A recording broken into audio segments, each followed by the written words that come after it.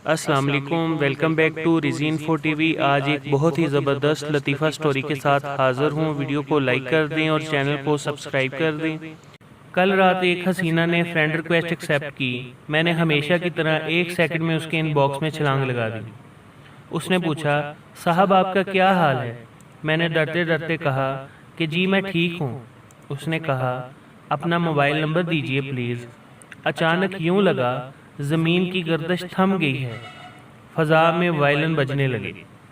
सुनहरे डाई किए हुए लंबे बाल, लंबी सुराहीदार गर्दन, सब मेरी आंखों में घूम गया। खैर मुश्किल से मैंने अपना नंबर याद करके उसे बता दिया। अगले ही लम्हे उसकी कॉल आ गई। घंटियों की आवाज़ें, मेरे सीने में तो सांस ही अटक गई। मुश्किल से हलक से हेलो निकला। हेलो, आप इस वक्त कहाँ हैं? मुझे आपसे मिलना है और एक गिफ्ट देना है। वैसे तो मैं गुल खान होटल पर दूध पत्ती पी रहा था, मगर मैंने कहा, जी मैं मैकडोनल्ड में हूँ। उसने कहा, प्लीज़ वहीं रुकिए, मैं उधर ही आ रही हूँ। या अल्लाह, वो 15 मिनट क्या क़यामत थे। मैंने मलक नूर का रिक्शा 200 रुपये में बुक करवा कर मैकडोनल्ड की तरफ भगाया।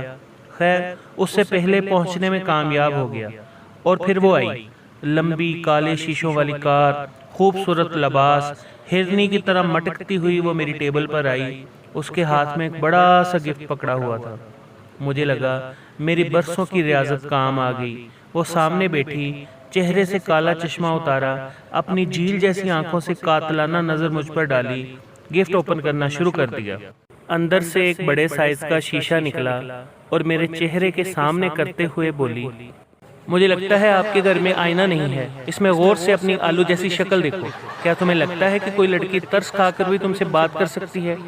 1000 बार तुम्हें ब्लॉक कर चुकी हूँ, फिर नई आईडी बनाकर फ्रेंड रिक्वेस्ट भेज देते हो। शर्म करो और कहीं दूर जाकर मरो। पप्पू, दुनिया जहान के जोड़े रात को सोने से पहले एक दूसरे को खूबसूरत और मोहब्बत भरे अल्फाज में दुआएं देते हैं, जबकि पाकिस्तानी जोड़े रात को सोने से पहले पूछते हैं कि बड़े गेट को ताला लगाया है कि नहीं। सरदार, परसों मेरी बीवी कुएं में गिर गई। बहुत चोट लगी बेचारी को, बहुत चीख रही थी। दोस्त, अब कैसी है? सरदार, अब ठीक है, कल से कुएं में से आवाज नहीं आ रही। चुप हो जाने का मतलब ये नहीं होता कि हमने हार मान ली। कभी कभी इसका मतलब ये भी होता है, भौंकी जाओ, हमें क्या। बच्चा, अम्मी ये ऊँट इतना बड़ा कैसे हो जाता है? पाकिस्तानी माँ, वो वक्त पर खाना खाता है, होमवर्क करता है और बड़ों का कहना मानता है। ये अतवार नहीं आसान, बस इतना समझ लीजिए, एक कपड़ों का दरिया है और धो के सुखाना है। तो अगर पत्थर का है सनम, तो हम भी हथौड़े से कम नहीं। ठाठा बरसेंगे सर पे, तो किसी और का बन तो सही। चली जाती है वो आए दिन ब्यूटी पार्लर, मकसद है जवान लगना, मसाले हूर हो जाना। लेकिन मोहतरमा को समझ क्यों नहीं आती? मुमकिन ही नहीं किशमिश का फिर से अंगूर हो जाना।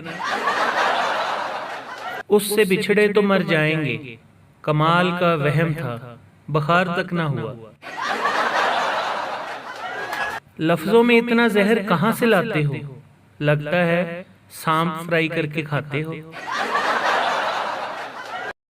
तरस जाओगे मेरे दीदार को, एक बार उधार देकर तो देखो। कभी रोटी के टुकड़ों में, कभी सालन के प्यालों में, तेरी जुल्फों का दीदार बेगम मेरे हर नवाले में।